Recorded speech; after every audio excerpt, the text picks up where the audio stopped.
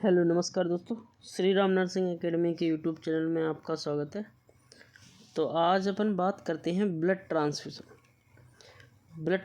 के बारे में बात करते हैं। ये ब्लड ट्रांसफ्यूज़न क्यों किया जाता है, कौन कौन सी कंडीशन में ब्लड ट्रांसफ्यूज़न करते हैं, ब्लड ट्रांसफ्यूज़न करने का फ़ायदा क्या है और इसके नुकसान क्या हैं, इन सब के बारे में अपन बात करते हैं। तो बने रहिए हमारे साथ।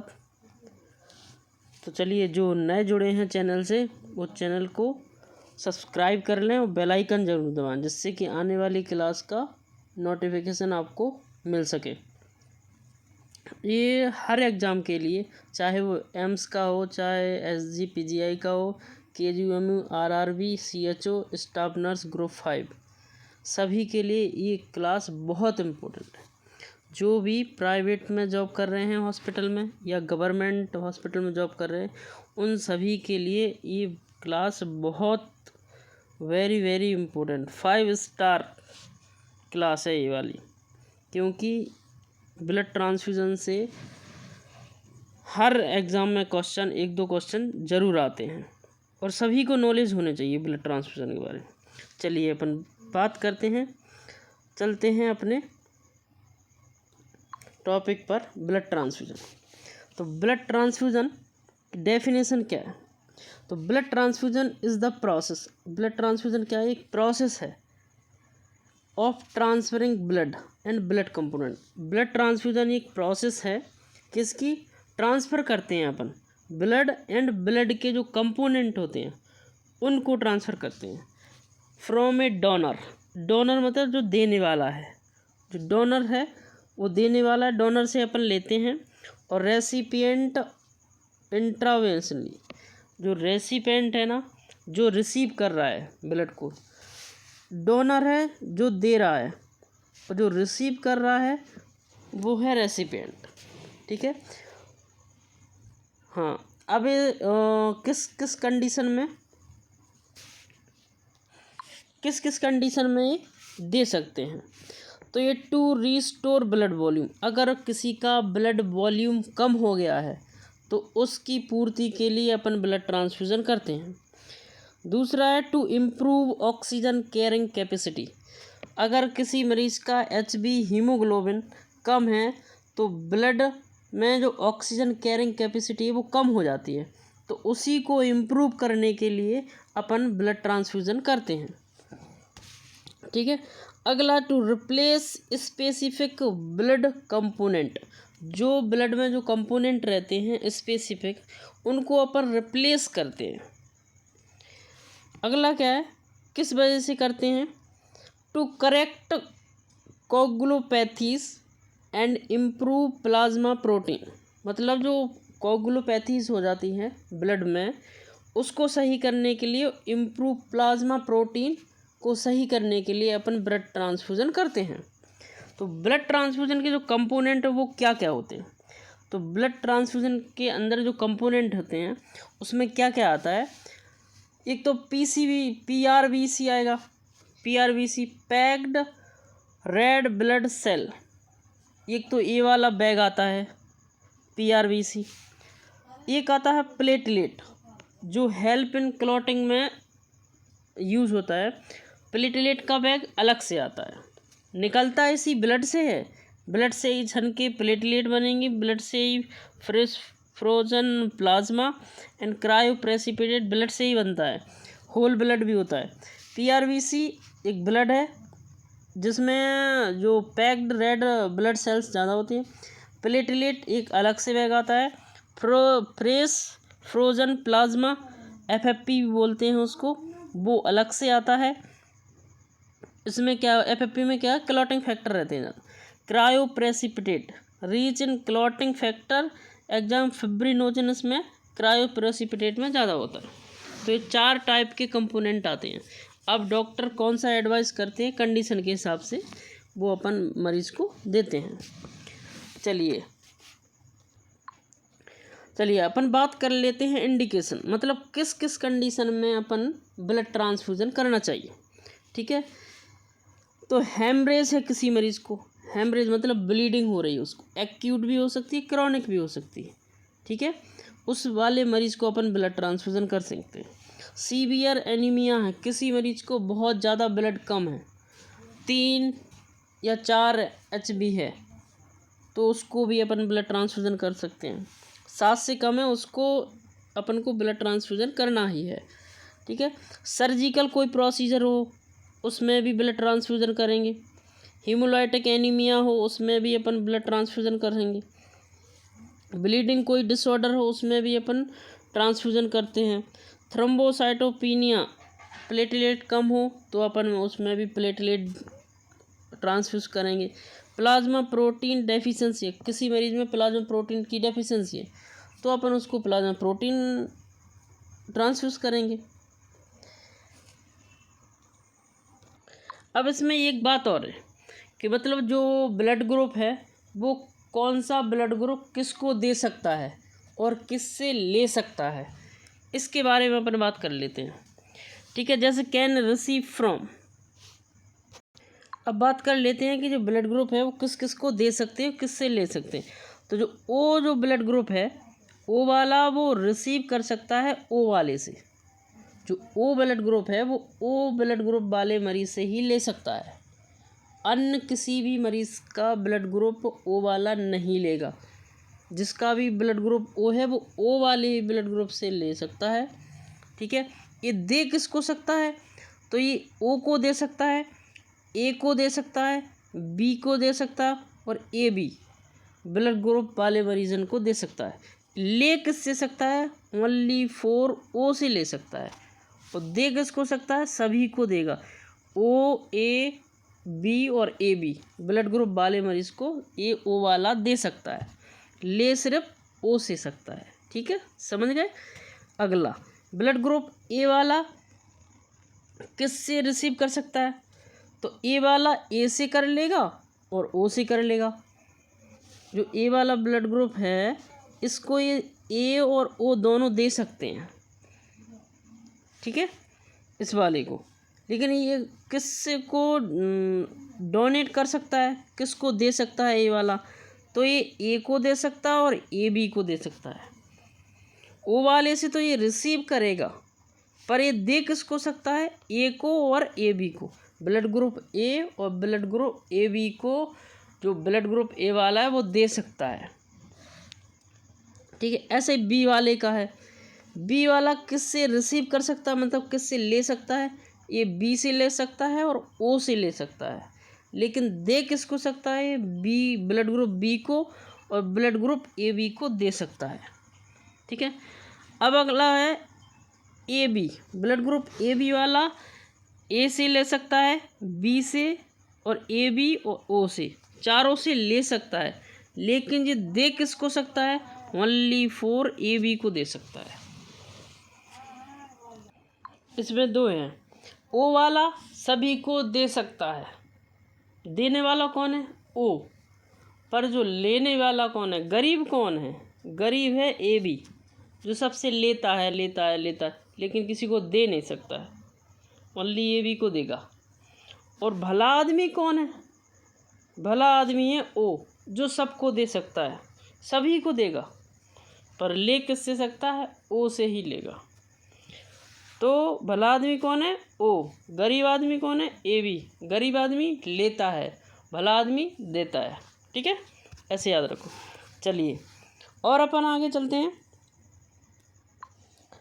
और बात कर लेते हैं टाइप ऑफ ट्रांसफ्यूज़न, कितने टाइप के ट्रांसफ्यूज़न होते हैं, ठीक है। अभी बताया था ना, एक तो होल ब्लड ट्रांसफ्यूज़न होता है, मतलब पूरा ब्लड चढ़ा दो, उसमें प्लेटलेट भी रहेंगी, उसमें एफएफपी भी रहेगी, उसमें क्रायोप्रेसिपिटेट रहेंगी, उसमें डब्ल्यूबीसी भी रहेगी, सब रहेगा उसमें, उसको बोलते हैं होल ब्लड ट्रांसफ्यूज़न, ठीक है।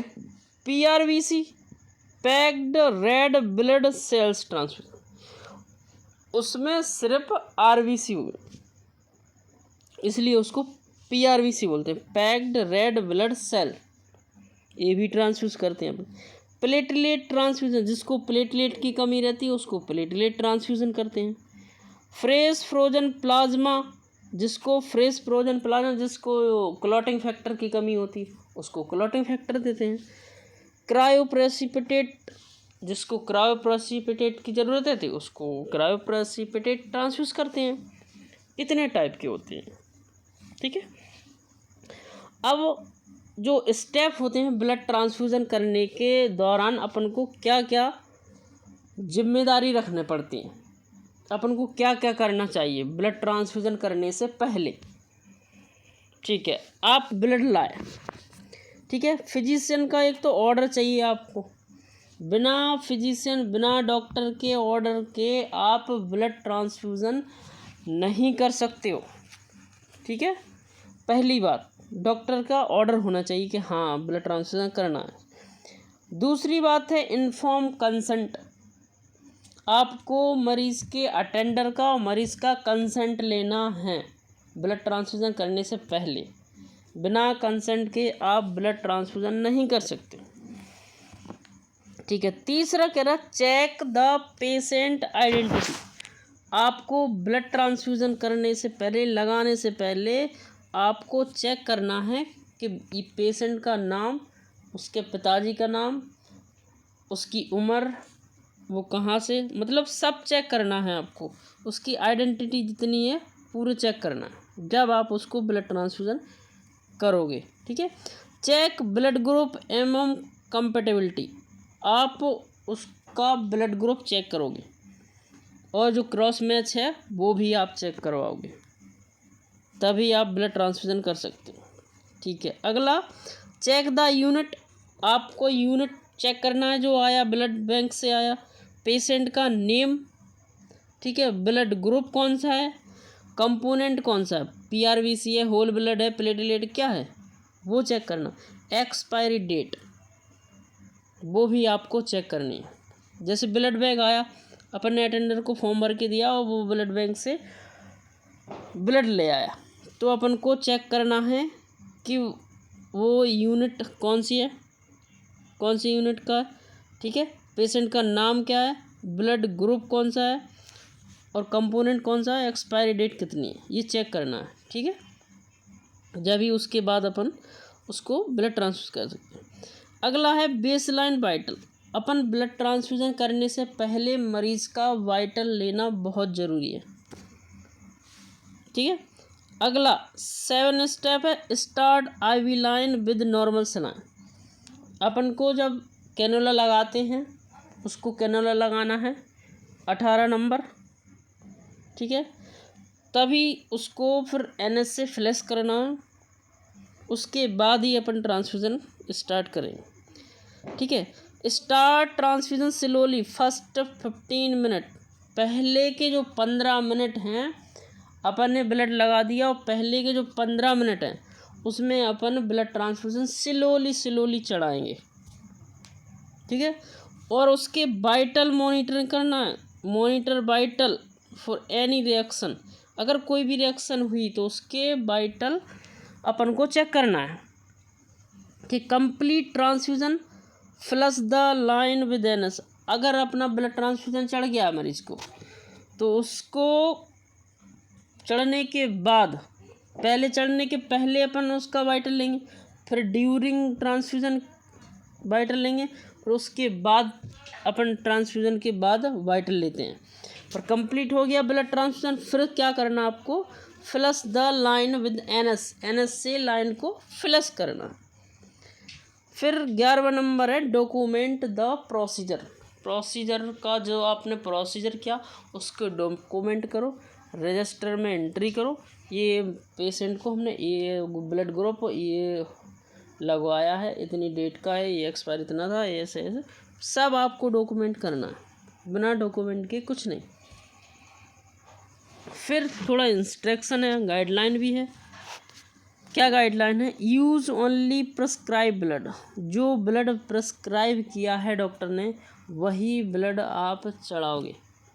जैसे पीआरबीसी लिखा है तो पीआरबीसी चढ़ाना है, अगर होल ब्लड लिखा होता तो होल ब्लड चढ़ाते, जो प्रिस्क्राइब किया है वही चढ़ाना है, ठीक है, अपने मन से नहीं चढ़ाना कुछ भी, ठीक है। Verify patient identity each time, प्रत्येक टाइम चढ़ाते वक्त आपको वेरीफाई करना है आइडेंटिटी पेशेंट की, यही पेशेंट है। Use a standard blood administration set with filter. जो अपन ब्लड ट्रांसफ्यूज़न का जो आईवी सेट होता है उसमें एक फ़िल्टर लगा होता है, अपन को उसी से ब्लड ट्रांसफ्यूज़न करना है, ना कि जिससे बोतल चलती है वो नहीं। ब्लड ट्रांसफ्यूज़न का अलग से एक आईवी सेट आता है, उससे अपन को ब्लड लगाना है। Do not mix blood with medication.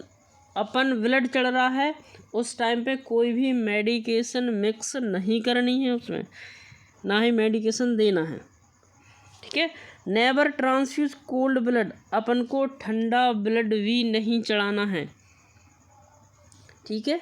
और ब्लड को कितनी देर में कंप्लीट करना है? 4 आवर। 4 आवर में अपन को ब्लड ट्रांसफ्यूज़न कर देना है, ठीक है। अगर कोई रिएक्शन होती है तो इस रिएक्शन को रिपोर्ट करें, एनी रिएक्शन इमीडिएटली, और तुरंत ट्रांसफ्यूज़न को बंद कर दें, फिर डॉक्टर को इन्फॉर्म करें, ठीक है। कॉम्प्लिकेशन क्या क्या हो सकते हैं ब्लड ट्रांसफ्यूज़न चढ़ाते टाइम?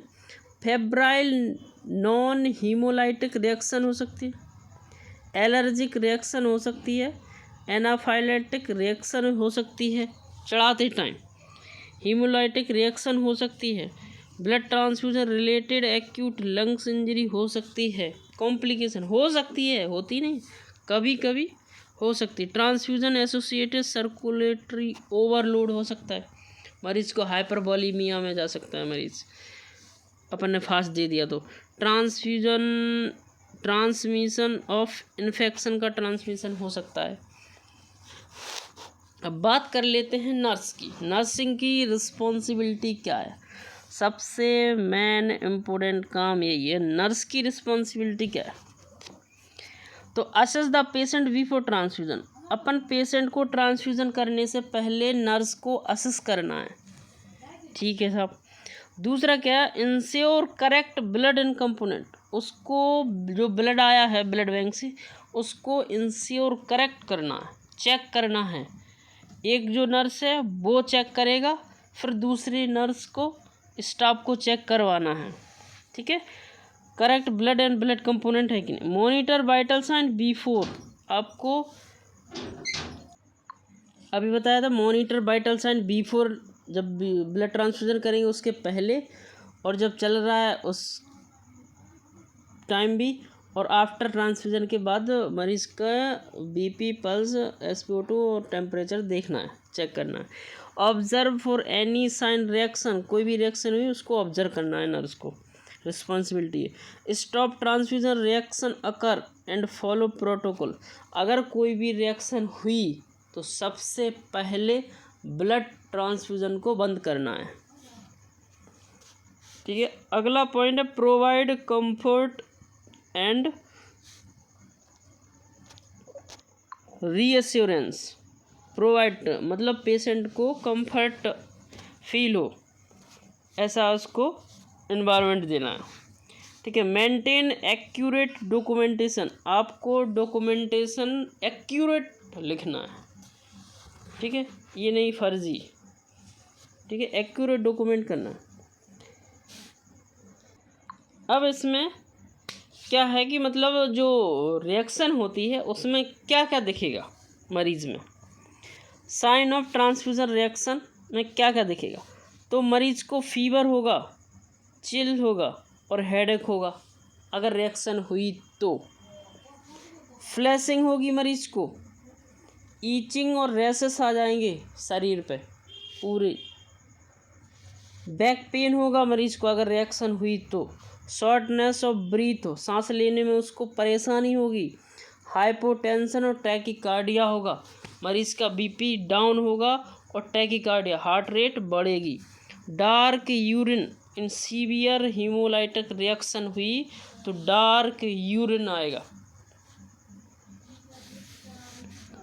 अब इसमें परकशन क्या मतलब क्या वो सावधानी बरतनी चाहिए। सावधानी क्या रखनी चाहिए? तो always verify the blood with another nurse.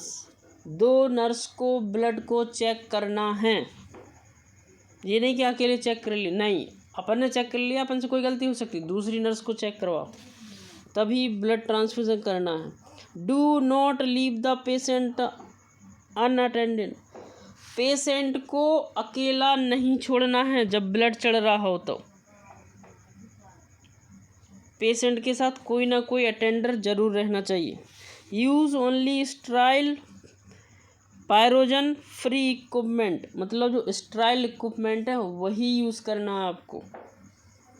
In case of reaction, अगर रिएक्शन होती है तो ब्लड ट्रांसफ्यूजन इमीडिएटली बंद करना है और आपको इन्फॉर्म करना है हमारे डॉक्टर साहब को कि डॉक्टर साहब ये दिक्कत हो रही है मरीज़ को।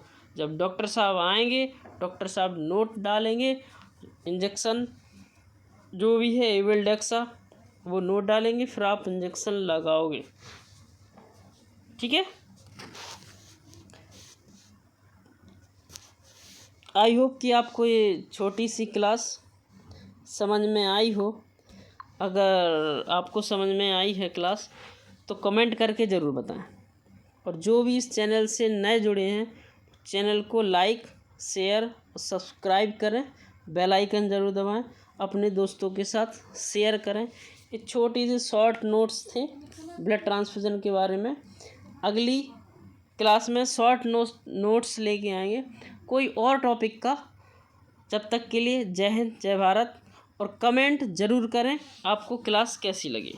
ठीक है, और हमारे यूट्यूब चैनल को सब्सक्राइब करें और फेसबुक पेज को फॉलो ज़रूर करें। थैंक यू दोस्तों, मिलते हैं एक और न्यू शॉर्ट टॉपिक के साथ। जब तक के लिए जय हिंद जय भारत।